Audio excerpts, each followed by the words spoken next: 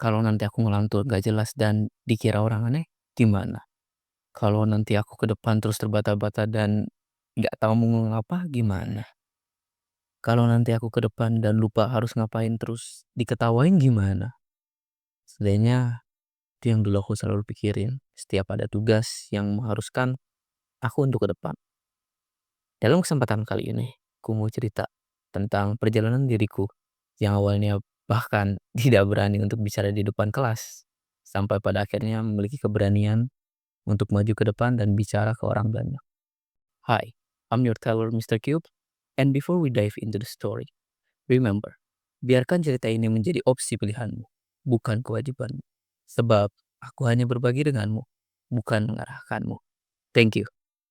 Cerita dimulai dari seorang siswa yang ingin berubah dari dirinya di masa lalu yang hampir tidak pernah berinteraksi dengan orang, jarang keluar rumah, bermain game seharian, gak punya banyak teman, dan hal-hal klasik lainnya yang dialami oleh orang yang biasanya, tanda kutip, gak punya kehidupan atau no lab. Tapi semua pemikiran tentang tetap berada di zona nyaman itu perlahan mulai berubah saat siswa tersebut masuk SMK. Dia bertemu dengan orang-orang yang memiliki ambisi jauh di atas dia, memiliki kemampuan bersosialisasi jauh di atas dia, dan overall dia bertemu orang-orang yang membuat dirinya itu merasa kalau dia itu butuh suatu perubahan. Siswa tersebut mulai mencoba untuk berubah, mulai dari nilai akademiknya, sosialisasinya, dan juga topik malam ini yaitu public speakingnya. Dalam kehidupannya di SMK, muncul kejadian-kejadian yang menjadi batu loncatan cukup besar dalam improvement public speakingnya. Kejadian-kejadian itu bermula dari saat siswa tersebut baru naik kelas dan sekarang menempati kelas 11. Pada saat itu, ada pelajaran jurusan mengenai bengkel atau lab yang diajarkan oleh guru bernama Pak Fajar. Walau beliau seharusnya mengajarkan teknik bengkel, tapi biasanya dia lebih menegaskan pembelajaran di dalam soft skill-nya, seperti public speaking, komunikasi antar tim, dan semacamnya.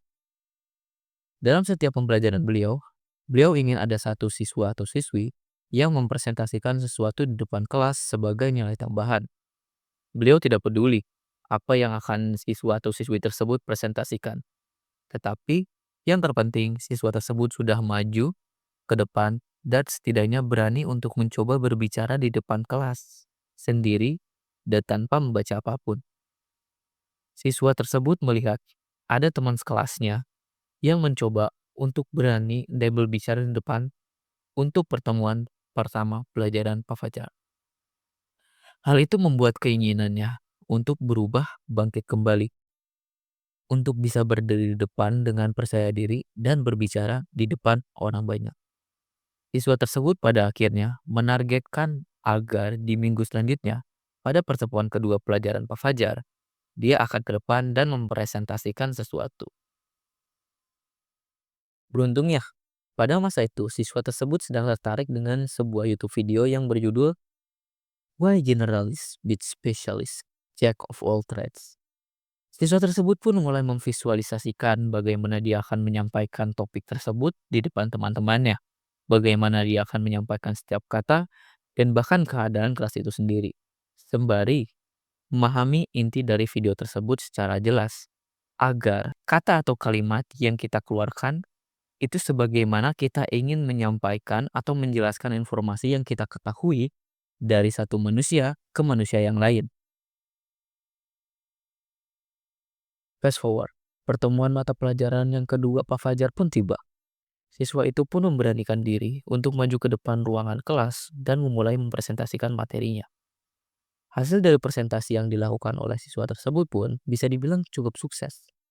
Pak Fajar memuji, sembari menanyakan background public speaking siswa tersebut. Orang tua siswa tersebut pun merasa bangga setelah Pak Fajar kirimkan foto saat siswa tersebut sedang presentasi.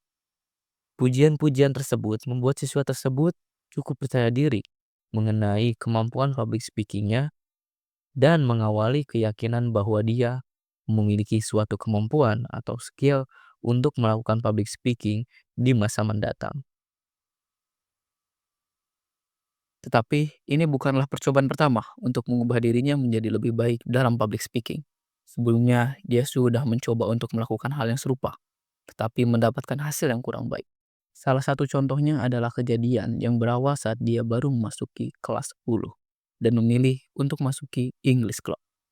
Sesi perkenalkan di English Club itu sendiri adalah memperkenalkan diri di depan kelas kepada member yang lain menggunakan bahasa Inggris. Dan sekarang giliran siswa tersebut untuk memperkenalkan dirinya di depan kelas sembari menggunakan bahasa Inggris. Hasil dari perkenalan tersebut bisa dibilang kurang baik. Siswa tersebut terbata-bata dalam berbicara. Ada keheningan yang cukup lama karena dia tidak tahu bahasa Inggrisnya suatu kata. Dia juga mendapatkan beberapa kritik konstruktif dari guru English Club tersebut. Karena itu, dia merasa tidak bisa melakukan public speaking sama sekali. Lalu pada akhirnya, dia keluar ekskul tersebut karena ekskul tersebut membutuhkan kemampuan public speaking dan juga sosialisasi dengan orang lain menggunakan bahasa Inggris. Hal itu pun membuat siswa tersebut merasa terintimidasi karena pengalaman sebelumnya mengatakan kalau siswa itu tidak bisa public speaking. Fast forward pada saat siswa tersebut di kelas 11.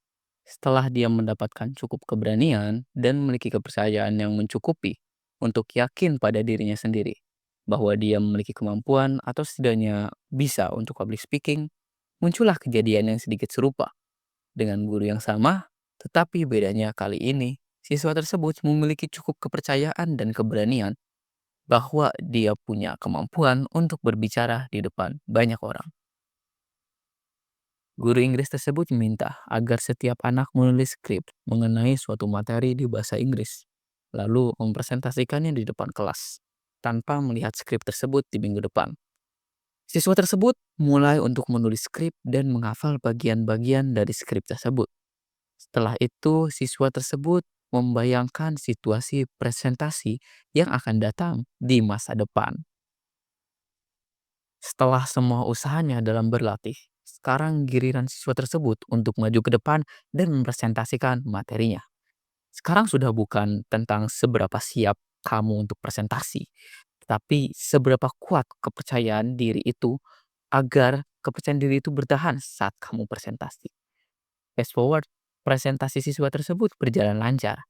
Guru tersebut terkesan sampai memberikan tawaran untuk mengikuti perlombaan debat dalam bahasa Inggris. Output yang muncul akhirnya membuat kepercayaan diri siswa tersebut menjadi jauh lebih tinggi, dan hal itu membuat skill public speakingnya semakin meningkat. 3 percobaan, satu niat yang sama, 2 output yang berbeda. Output tersebut ditentukan dari berbagai faktor, bukan hanya faktor internal, tapi juga eksternal.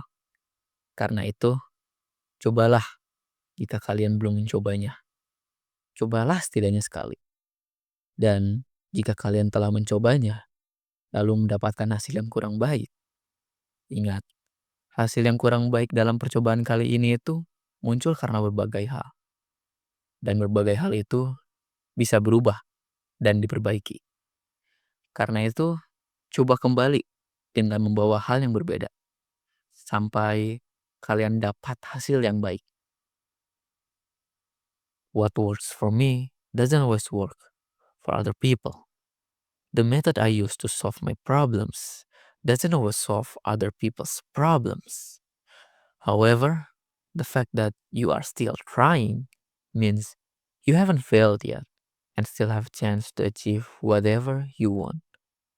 But if you give up, you close the door to whatever you want to achieve.